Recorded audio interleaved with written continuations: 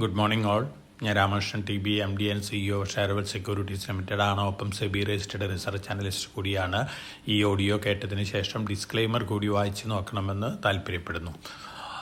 ഇന്ന് Asian market situation നോക്കുകയാണെങ്കിൽ ഒരു മിക്സഡ് ട്രെൻഡാണ്. ഏഷ്യൻ മാർക്കറ്റിൽ ചൈനീസ് മാർക്കറ്റുകൾ അതുപോലെ തന്നെ ഹോങ്കോങ് മാർക്കറ്റൊക്കെ സ്ലൈറ്റ്ലി വീക്കായിട്ടാണ് ട്രേഡ് ചെയ്യുന്നത്. കൊറിയൻ മാർക്കറ്റും അതുപോലെ തന്നെ ജാപ്പനീസ് മാർക്കറ്റാണ് ഓൾമോസ്റ്റ് ഫ്ലാറ്റ് അല്ലെങ്കിൽ സ്ലൈറ്റ്ലി ബെറ്റർ ആയിട്ട് ട്രേഡ് ചെയ്യുന്നത്. ജാപ്പനീസ് യെൻ ഫർദർ ഫാൾ ചെയ്യുകയാണെങ്കിൽ bank of Japan 24 hours support ചെയ്യുന്നുള്ള രീതിയിൽ റിപ്പോർട്ടുകളാണ് വന്നുകൊണ്ടിരിക്കുന്നത്. പൊതുവെ കറൻസികൾ ഒരു നെഗറ്റീവ് മോഡിലാണ് ഏഷ്യൻ മാർക്കറ്റിൽ ട്രേഡ് ചെയ്യുന്നത്. ഒപ്പം നമ്മൾ അമേരിക്കൻ മാർക്കറ്റ് സിറ്റുവേഷൻ വെള്ളിയാഴ്ച നോക്കുകയാണെങ്കിൽ ഒരു മിക്സഡ് ക്ലോസിംഗ് ആയിരുന്നു. അതുപോലെ തന്നെ S&P 500 വിക്സ് വോളാറ്റിലിറ്റി ഇൻഡെക്സ് സൂചിപ്പിക്കുന്നത് സ്ലൈറ്റ്ലി ബെറ്റർ സെൻറ്റിമെൻറ്റിന് തന്നെയാണ്. ഒപ്പം ഈ ആഴ്ചയിൽ അമേരിക്കയിൽ personal consumption expenditure index data വരികയാണ്. ഇൻഫ്ലേഷൻ്റെ റിലേറ്റഡ് ഡാറ്റയാണ്. തീർച്ചയായിട്ടും ഈ ഡാറ്റയ്ക്ക് വലിയ ഇമ്പോർട്ടൻസ് ഉണ്ട്. പ്രത്യേകിച്ച് US fed rate cut decision എടുക്കുന്നതിൽ ഈ ഡാറ്റ വളരെ പ്രധാനപ്പെട്ടതാണ്. ഇപ്പോഴത്തെ എക്സ്പെക്റ്റേഷൻ വെച്ചുകൊണ്ട് US ഫെഡ് അടുത്ത മാസങ്ങളിൽ റേറ്റ് കട്ട് നടത്താൻ ചാൻസസ് ഉണ്ടെന്നുള്ളൊരു എക്സ്പെക്റ്റേഷനാണ് അമേരിക്കയിലുള്ളത്. അതുകൊണ്ട് തന്നെ പൊതുവെ ഒരു ബെറ്റർ സെൻറ്റിമെൻ്റ് ആണ് അമേരിക്കയിൽ ഇപ്പോൾ പ്രിവെയിൽ ചെയ്യുന്നത്. മൈക്രോസോഫ്റ്റ് വെള്ളിയാഴ്ച പുതിയ റെക്കോർഡ് ഹൈ ഹിറ്റ് ചെയ്തിരുന്നു. റെക്കോർഡ് ഹൈ തന്നെയാണ് ക്ലോസ് ചെയ്തിട്ടുള്ളത്. അതോടൊപ്പം തന്നെ മൈക്രോസോഫ്റ്റിൻ്റെ മാർക്കറ്റ് ക്യാപിറ്റലൈസേഷൻ ഇപ്പോൾ $3.34 ട്രില്യൺ ആണ്. $3.2 ട്രില്യൺ ഉള്ള NVIDIA അതോടൊപ്പം തന്നെ ആപ്പിളൊക്കെയാണ് പിന്നിലുള്ളത്. പൊതുവെ ഈ ന്യൂസുകൾ ടെക്നോളജി ഷെയർസിനെ സംബന്ധിച്ച് പോസിറ്റീവായിട്ടുള്ള ന്യൂസുകളാണ്. യൂറോപ്യൻ മാർക്കറ്റുകൾ വെള്ളിയാഴ്ച വീക്കായിട്ടാണ് ക്ലോസ് ചെയ്തിരുന്നത്.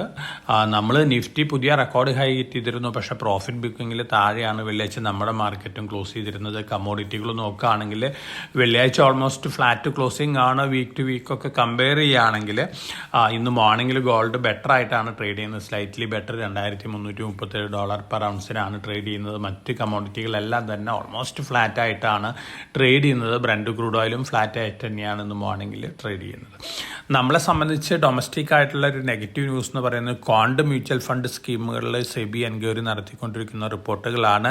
ഫ്രണ്ട് റണ്ണിങ്ങും അതുപോലെ തന്നെ പല ഇറഗുലാരിറ്റീസും ഉണ്ടായിട്ടുണ്ട് എന്നുള്ള റിപ്പോർട്ടുകളാണ് പുറത്തു വരുന്നത്. അതെല്ലാം തന്നെ എൻക്വയറിക്ക് ശേഷം മാത്രമാണ് ഇതിൻ്റെ എന്താണ് ഡീറ്റെയിൽസ് എന്നുള്ളത് നമുക്ക് അറിയാൻ സാധിക്കുള്ളൂ. പക്ഷേ തീർച്ചയായിട്ടും ക്വാണ്ട് മ്യൂച്വൽ ഫണ്ടുകളിൽ ഉള്ള പോർട്ട്ഫോളിയോയിലുള്ള പല സ്റ്റോക്കുകളിൽ ഒരു പക്ഷേ സെല്ലിംഗ് പ്രഷർ കാണാനുള്ള ചാൻസസ് ഉണ്ട്. പൊതുവേ ഒരു ചെറിയ നെഗറ്റീവ് സെൻറ്റിമെൻറ്റ് ന്യൂസ് ഉണ്ടാക്കിയേക്കാം. പക്ഷേ ഫണ്ടമെൻ്റൽ പോയിന്റ് ഓഫ് വ്യൂവിൽ നമ്മളെ സംബന്ധിച്ച് നെഗറ്റീവ് ന്യൂസ് ഫ്ലോസ് ഒന്നുമില്ല. പക്ഷേ മാർക്കറ്റ് ഹയർ പിയിലാണ് ട്രേഡ് ചെയ്യുന്നത്. അതിൻ്റേതായ ഒരു പ്രഷറൊക്കെ ഹയർ ലെവലിൽ കാണാനുള്ള ചാൻസസ് ഉണ്ട്. അതോടൊപ്പം തന്നെ GST കൗൺസിലിൻ്റെ മീറ്റിങ്ങിൻ്റെ ഡിസിഷൻസ് പൊതുവെ മാർക്കറ്റിനെ സംബന്ധിച്ച് പോസിറ്റീവാണ്. പോസിറ്റീവായിട്ട് ഇമ്പാക്റ്റ് വരുന്നത് ലിക്കർ കമ്പനികൾ അതുപോലെ തന്നെ ഫെർട്ടിലൈസർ കമ്പനികൾ, ഈ കമ്പനികൾക്കൊക്കെയാണ് പൊതുവെ പോസിറ്റീവായിട്ടുള്ള ഇമ്പാക്റ്റ് GST കൗൺസിലിൻ്റെ മീറ്റിംഗ് ഡിസിഷൻ ഉണ്ടാക്കാൻ പോകുന്നത്. ഒപ്പം കാസിനോസ് ഓൺലൈൻ ഗെയിമുകളിലുള്ള GST റിഡ്യൂസ് ചെയ്യണമെന്നുള്ള കാര്യം അടുത്ത മീറ്റിങ്ങിൽ തീരുമാനിക്കാനാണ് ചാൻസസ് കൂടുതൽ. ഓഗസ്റ്റിലാണ് അടുത്ത GST കൗൺസിലിൻ്റെ മീറ്റിംഗ് വരുന്നത്. ഒപ്പം കേന്ദ്ര ഗവൺമെൻറ് പെട്രോളും ഡീസലും GSTയിൽ കൊണ്ടുവരാനായിട്ട് തയ്യാറാണെന്നുള്ള റിപ്പോർട്ടും വന്നിട്ടുണ്ട്. അപ്പോൾ GST കൗൺസിലിൻ്റെ ഡിസിഷൻസ് പൊതുവേ നമുക്ക് പോസിറ്റീവായിട്ട് എടുക്കാനായിട്ടാണ് സാധിക്കുക. ഇനി നമ്മൾ മറ്റ് ന്യൂസ് ഫ്ലോസ് ഒക്കെ നോക്കുകയാണെങ്കിൽ സ്റ്റോക്ക് സ്പെസിഫിക് ന്യൂസ് ഫ്ലോസ് നോക്കുകയാണെങ്കിൽ GRSI ഗാർഡൻ ഷിപ്പ് ബിൽഡേഴ്സിന് 4 കാർഗോ വെസൽസിൻ്റെ ഓർഡർ കിട്ടുന്നത് ജർമ്മനിയിൽ നിന്നാണ്. പോസിറ്റീവാണ്. RVNL 191.53 കോടി രൂപ വരെ ഓർഡർ കിട്ടിയിട്ടുണ്ട്. ടോട്ടൽ ഇപ്പോൾ 85,000 കോടി രൂപ വരെ ഓർഡർ ഉണ്ട് RVNLൻ്റെ കയ്യിൽ.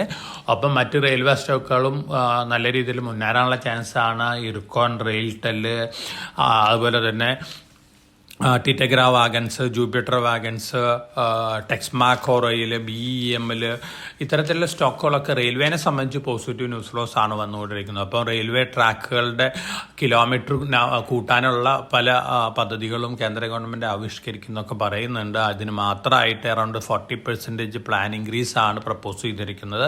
തീർച്ചയായിട്ടും റെയിൽവേനെ കുറിച്ച് വരുന്ന ന്യൂസുകളെല്ലാം പോസിറ്റീവാണ്.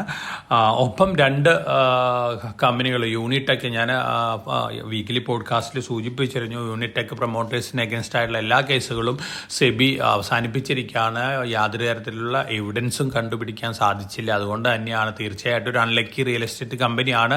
ധാരാളം ലാൻഡ് ബാങ്ക് അസറ്റുള്ളൊരു കമ്പനിയാണ്. വളരെ ലോവർ ലെവലിൽ ധാരാളം ഇൻവെസ്റ്റേഴ്സ് വാങ്ങി സൂക്ഷിച്ചിട്ടുള്ളൊരു കമ്പനി സ്റ്റോക്കും കൂടിയാണ്. ആ ഇൻവെസ്റ്റേഴ്സ് ഹോൾഡ് ചെയ്യാൻ തന്നെയാണ് ഞാൻ സജസ്റ്റ് ചെയ്യുന്നത്. നല്ല രീതിയിൽ മുന്നേറാനുള്ള ചാൻസസ് ഉണ്ട് കറണ്ട് ലെവലിൽ നിന്ന്.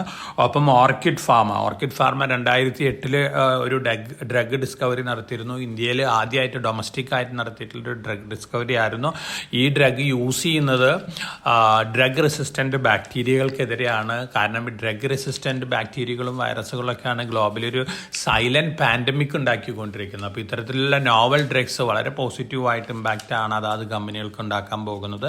ഈ ഡ്രഗ് വിദേശത്തേക്ക് അതിൻ്റെ ലൈസൻസിങ് മാറ്റി അവിടെ പ്രൊഡ്യൂസ് ചെയ്തിരുന്നു മുമ്പ്. പക്ഷേ ഇപ്പോൾ Orchid Pharma Dhanuka group take over ചെയ്തിരിക്കുകയാണ്. ധനുക ലബോറട്ടറീസ് ആയിട്ട് മെർജ് ചെയ്തേക്കാം. അതോടൊപ്പം തന്നെ ഈ ഡ്രഗ് ഇന്ത്യയിലും US-ലും ഒക്കെ മാർക്കറ്റ് ചെയ്യാൻ മാനുഫാക്ചർ ചെയ്യാനുള്ള റൈറ്റും കൊടുത്തിരിക്കുകയാണ്. വളരെ പോസിറ്റീവ് ന്യൂസാണ്. ഈ രണ്ട് സ്റ്റോക്കുകളും നല്ല രീതിയിൽ മുന്നേറാൻ ചാൻസസ് ഉണ്ട്. ഓർക്കിഡ് ഫാർമയും അതുപോലെ തന്നെ യൂണിടെക്കും. സ്റ്റേറ്റ് ബാങ്ക് ഓഫ് ഇന്ത്യ 400 ബ്രാഞ്ചുകളും കൂടി ഈ വർഷം ഓപ്പൺ ചെയ്യാൻ പോകുന്ന ടോട്ടൽ 22,542 ബ്രാഞ്ചുകളാണ് മാർച്ച് 2024 സ്ലൈറ്റ്ലി പോസിറ്റീവ് ആയിട്ടുള്ള ന്യൂസാണ്. ടൈം ടെക്നോപ്ലാസ്റ്റ് വളരെ ഹൈ ഇന്നോവേറ്റീവ് ആയിട്ടുള്ള ഹൈ പ്രഷർ ഹൈഡ്രജൻ സിലിണ്ടർ ഉണ്ടാക്കാനുള്ള അപ്രൂവൽ നേടിയിരിക്കുകയാണ്. പോസിറ്റീവ് ന്യൂസാണ്. Mazagon Dock ministry of defence ആയിട്ട് ഡിസ്കഷൻ നടക്കുകയാണ്. 35,000 കോടി രൂപയുടെ ഓർഡറിനാണ് 3 ലാർജ് കൽവാരി സബ്മറൈൻസ്. ഇപ്പോൾ ഓൾറെഡി ഈ കൽവാരി സബ്മറൈൻസ് ചെറുത് ആർമിക്ക് വേണ്ടി ഉണ്ടാക്കി നൽകുന്നുണ്ട്. അവസാനത്തെ 6ാമത്തെ ഓർഡറും കൂടി ഈ വർഷം സബ്മിറ്റ് ചെയ്യുന്നതാണ് പറയുന്നത്. അപ്പോൾ 3 വലിയ സബ്മറൈനും കൂടി ഉണ്ടാക്കാനുള്ള നെഗോഷിയേഷൻ അങ്ങനെ വരികയാണെങ്കിൽ അറൗണ്ട് 35,000 കോടി രൂപയുടെ ഓർഡറാണ്. അടുത്ത 6 വർഷത്തേക്കുള്ള ഓർഡറാണ്. മസഗൺ ഡോക്കിനെ സംബന്ധിച്ച് ഈ ന്യൂസ് പോസിറ്റീവ് ആവും. അതോടൊപ്പം തന്നെ റിലേറ്റഡ് ഷിപ്പിംഗ് കമ്പനികൾ കൊച്ചിൻ ഷിപ്പ് യാർഡ് അതുപോലെ തന്നെ BEL അത്തരത്തിലുള്ള കമ്പനികളെ സംബന്ധിച്ചും ഈ ന്യൂസ് പോസിറ്റീവ് ആയിരിക്കും. അഡാനി പോർട്ട് ഇന്ന് സെൻസസിൽ എൻട്രി ചെയ്യാണ്. വിപ്രോ ആണ് പുറത്തു പോകുന്ന കമ്പനി. അതുപോലെ തന്നെ ആക്സിസ് ബാങ്കിൽ മോർഗൻ സ്റ്റാൻലി 0.55% സ്റ്റേക്ക് വാങ്ങിയിരുന്നു വെള്ളിയാഴ്ച. 1,225 രൂപ 75 പൈസ നിരക്കിലാണ്. പോസിറ്റീവ് ആയിട്ടുള്ള ന്യൂസാണ് ആക്സിസ് ബാങ്കിനെ സംബന്ധിച്ച്. വെൽസ്പൺ സ്പെഷ്യാലിറ്റി സൊല്യൂഷൻസ് ലിമിറ്റഡ് ഉണ്ട്. സ്റ്റീൽ ട്യൂബുകൾ ഉണ്ടാക്കുന്ന ഒരു കമ്പനിയാണ്. വെൽസ്പൺ കോർപ്പിൻ്റെ സബ്സിഡിയറിയും കൂടിയാണ്. അവർക്കൊരു ഓർഡർ കിട്ടാൻ പോവുകയാണ്. സീംലെസ് സ്റ്റെയിൻലെസ് സ്റ്റീൽ ട്യൂബുകൾ സപ്ലൈ ചെയ്യാനാണ്. NTPCയുടെ തെർമൽ പവർ പ്രൊജക്റ്റ് ഉണ്ട്. BHELാണ് ഈ പ്രൊജക്റ്റ് ഇംപ്ലിമെൻ്റ് ചെയ്യുന്നത്. വെൽസ്പൺ സ്പെഷ്യാലിറ്റി സൊല്യൂഷനെ സംബന്ധിച്ച് പോസിറ്റീവ് ആയിട്ടുള്ള ന്യൂസാണ്.